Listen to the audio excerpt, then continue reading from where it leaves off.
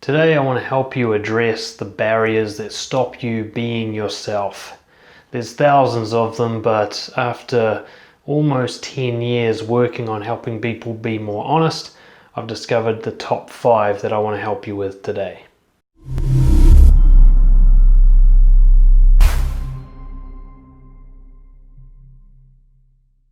Honesty is our default setting when we feel safe, isn't it?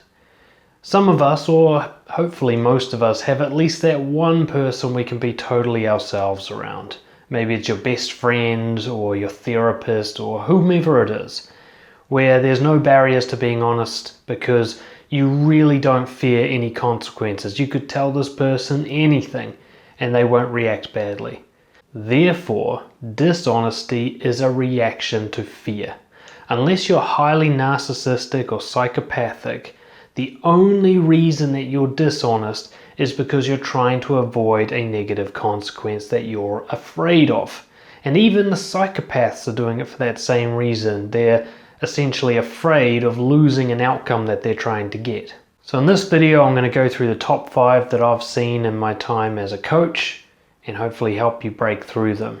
Of course, just this month I've released my latest book, The Naked Truth, which is all about being powerfully and shamelessly honest. And if you want more advice on how to do it, you can check out that book right here. Going in no particular order, we're going to start with number 1, which is awkwardness.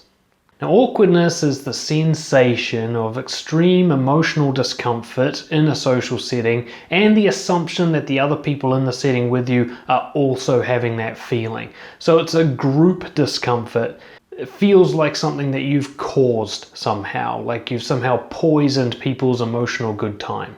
Now, most people try to avoid creating it in the first place. They try to either stay out of the conversation if they don't trust themselves to avoid it, or they speak in a entertaining, nice, playful, happy kind of way that makes it unlikely to create any sort of awkward situations. People who are afraid of awkwardness tend to be quite agreeable because it's disagreement that tends to precipitate awkwardness.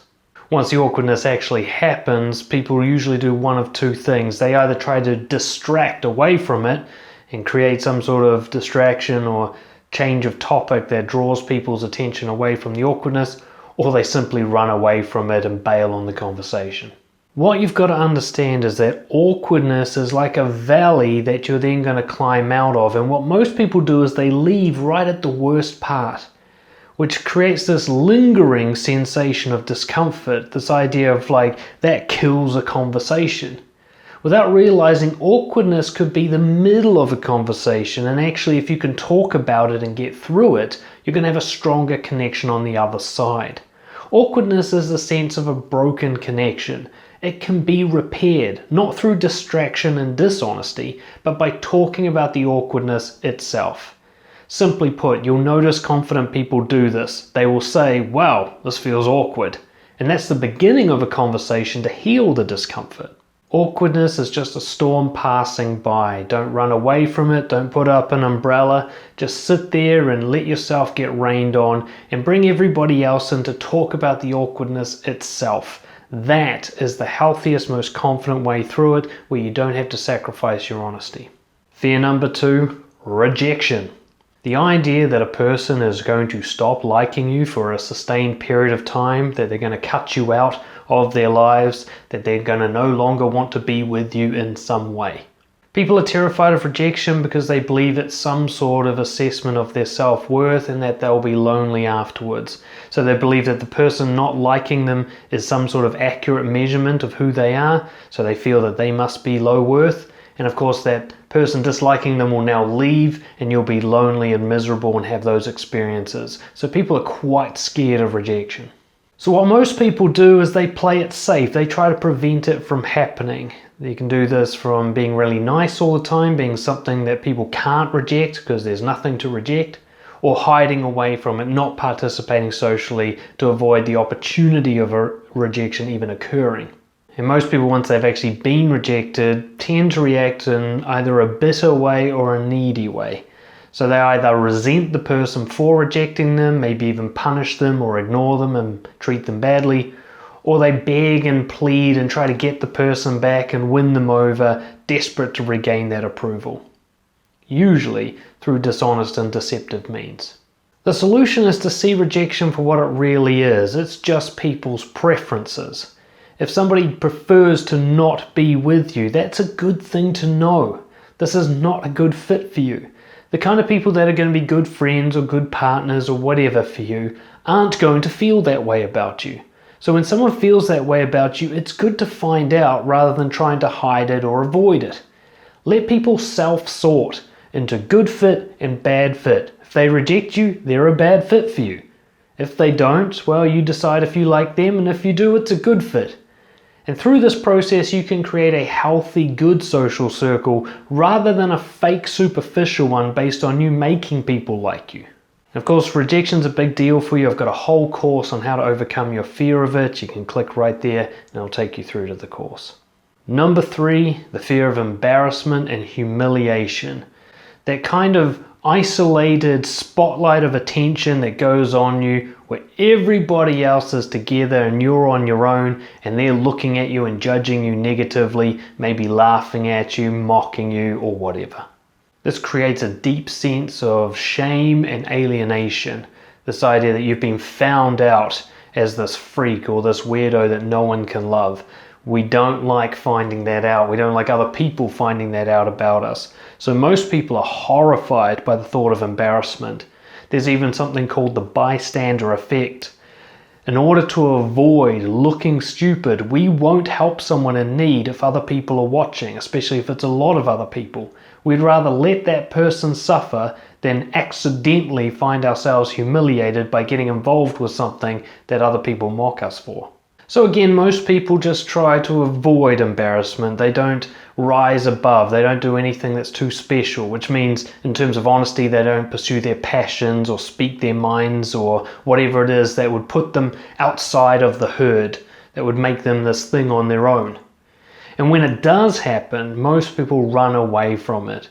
They're either apologetic and defensive, or they simply disappear and you'll never see them again. You know, isn't it crazy how some people actually leave their social circle or leave their job just because they got embarrassed? The solution is to build up courage, and you do this through exposure therapy. Rather than waiting to be embarrassed, go and create embarrassing situations that you're in control of to build up a tolerance to being judged and mocked and ridiculed. For example, you might do some busking, or you might lie down in a cafe, or you might talk really loudly at a bookshop, or anything where you feel like the attention's on you and you're being judged.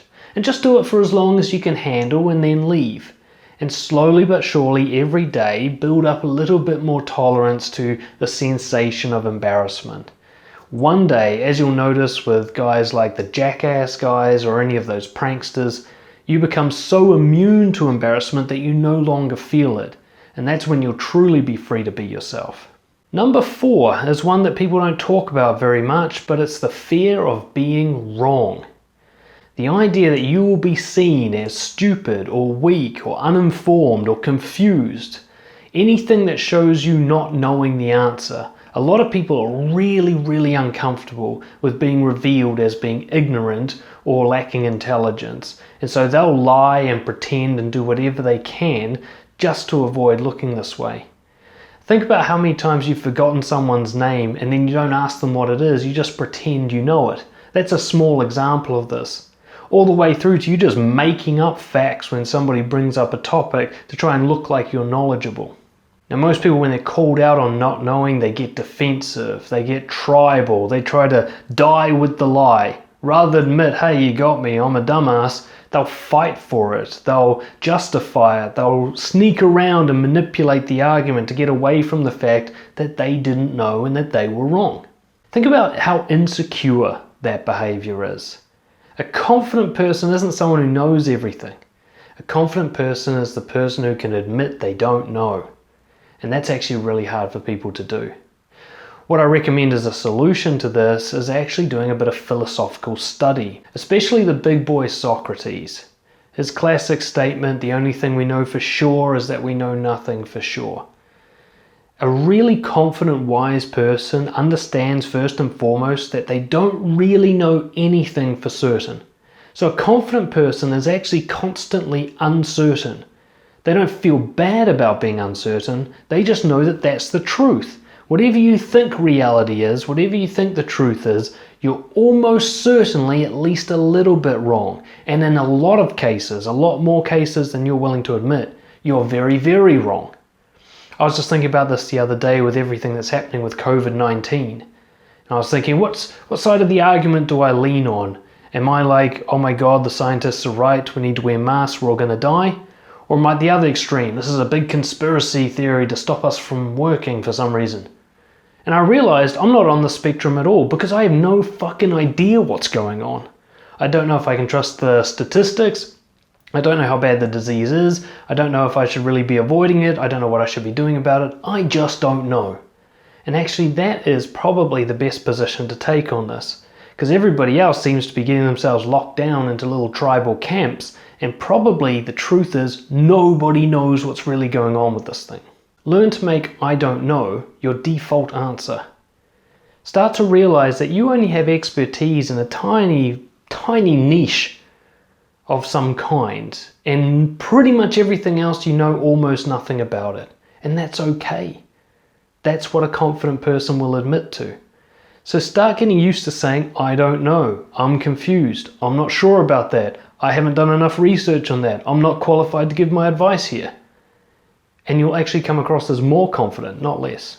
5, and I think I've saved the best excuse for last, I don't want to hurt people's feelings. A lot of people use compassion, or what appears to be compassion, as an excuse to be dishonest.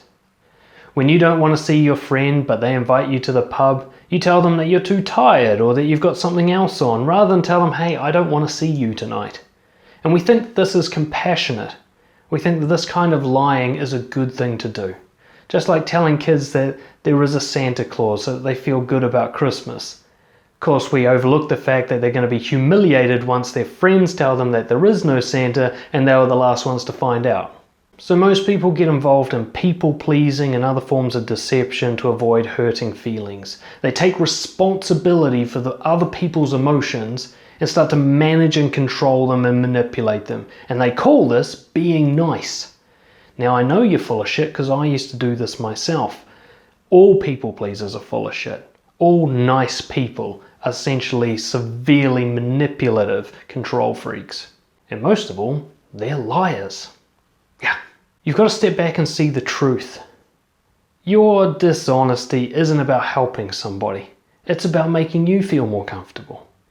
And it's about setting them up to be even more fragile than they already are. If you allow someone to believe a lie to protect their feelings, you've set them up to be crushed by the truth later on. If you really want to help someone, give them the best possible information to work with, and that is truthful information. Yeah, their initial response might not be all that happy, and yeah, they might not like you, but at least they'll have the best possible information to make decisions on, and you know that that's best for them in the long term. So stop being selfish, because that's what you're doing. When you make someone else feel happy by being dishonest, you're making yourself feel good and you're setting them up for a fail in the future. That's not helpful, that's harmful. Very fucking harmful. So give them the truth, maybe they'll cry about it, maybe they'll stop liking you, but at least they'll have the information they need to make the best possible decisions available. So as I already said, my new book, The Naked Truth, will help you with all of this and much more. So check that out if you've got a chance. Thank you so much for watching. Come join us at BROJO. It's absolutely free. And I'll see you guys next time. Cheers.